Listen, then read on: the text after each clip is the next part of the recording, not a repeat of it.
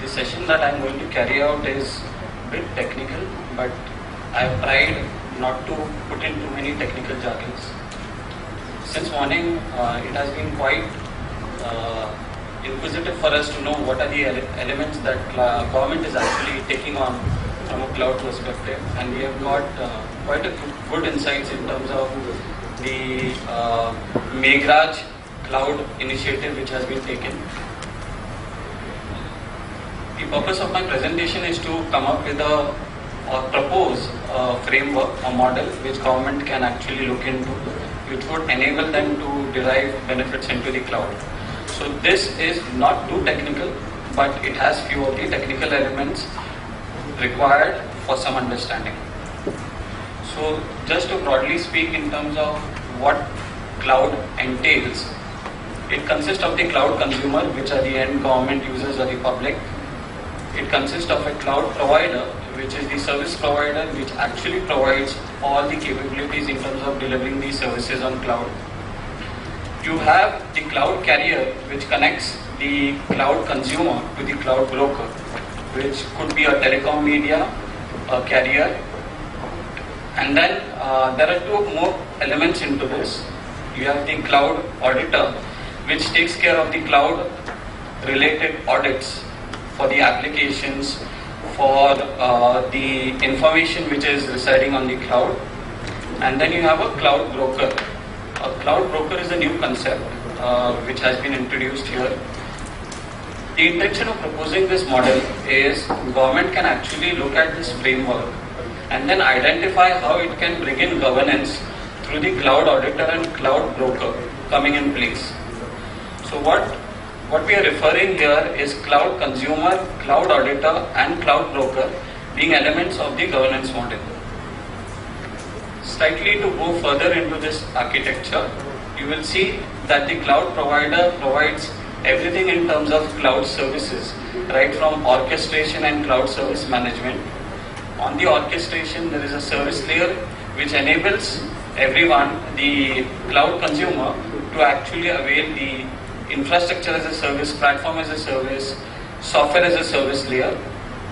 And now we have the cloud broker coming into place. How does the cloud broker actually help us? The cloud broker actually gives an interface for the cloud consumer to avail cloud services from multiple service providers. So what we are looking here is, in an event, government takes an initiative to go ahead and tie up with other service providers. The cloud broker would actually play a key role here. The cloud broker has different models on which it can help provide an interface to the cloud consumer. The following slides, I go to each of these blocks to give further insights. So from a cloud broker perspective, it could be the central body of the government itself which can take up this cloud broker role model, or it could be a third party. There are different ways in which the model of brokerage can work. So the first is intermediation, wherein the cloud broker actually takes service from a service provider and then it adds certain value to it. The value addition would be in terms of performance management, in terms of SLA monitoring, in terms of creating the APIs which are required for the cloud consumer to avail the services of the cloud service provider. Service aggregation is a model wherein the cloud broker actually goes and avails services from multiple service providers. Here there are n number of service providers. Based on the benefit that government can identify in terms of availing the service from a specific service provider, the service aggregation role comes in, wherein the service aggregator, the cloud broker in the role of service aggregator, will pick and choose services. It would be transparently known to government and then provide interface to the cloud consumer to avail the service. Cloud arbitrage is a third model wherein the cloud broker actually decides which is the best possible mechanisms that government can avail, and he takes a decision himself. So the cloud under the service arbitrage, the cloud broker actually has the authority to take decisions. Key important things to know is cloud broker in terms of its interface with service provider has to provide certain functionalities. So data portability is one, wherein data from one service provider can be moved on into another service provider. Service interoperability, wherein similar service can run on multiple service providers, and system portability, wherein actual virtual machines can be moved from one service provider to another service provider. Here, the cloud broker is taking the role of a data custodian.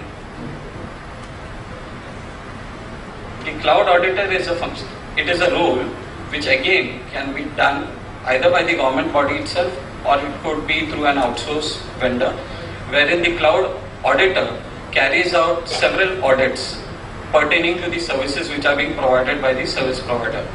It could be a security audit, it could be the privacy impact audit, or the performance audit.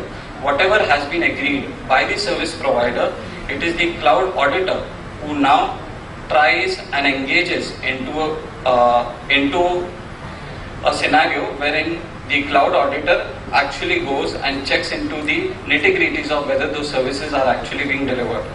The cloud auditor also looks from a compliance perspective, whether all the regulatory adherences are being made.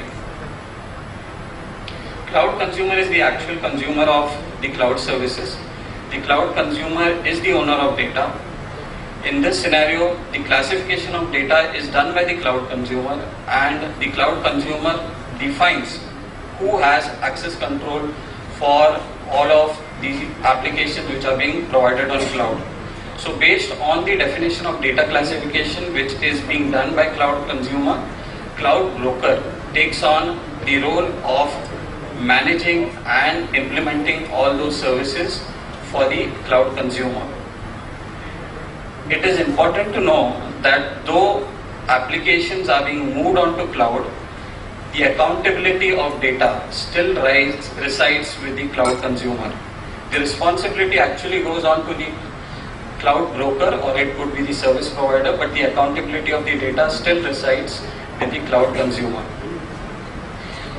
Another important aspect is the end user who is actually availing the cloud services. It is very important that security from the end user perspective is also being taken care of, because at times the attackers would actually use end users environment to intrude into the cloud environment if proper security mechanisms are not in place.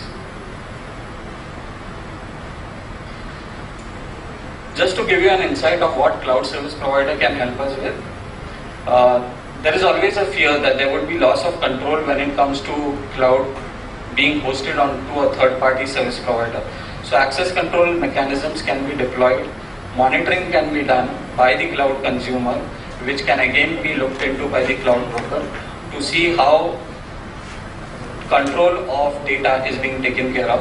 Identity management mechanisms can be deployed, wherein using IDM mechanisms, directory services can be availed to actually extend the authentication process from the cloud consumer onto the cloud service provider.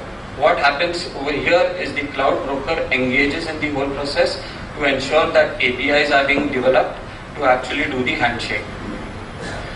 From the perspective of trust, where again there is an apprehension that data might be leaked, a standard policy language can be structured in which I have seen in the presentation, which is already been taken care of as of now. Certifications are being taken. Certifications should be looked in terms of the hosted cloud environment. Risk assessment should be done from time to time into the hosted model from third-party audits, and if requirement, government can actually take a decision that there should not be trans-border information flow, that is, the information should reside solely within India.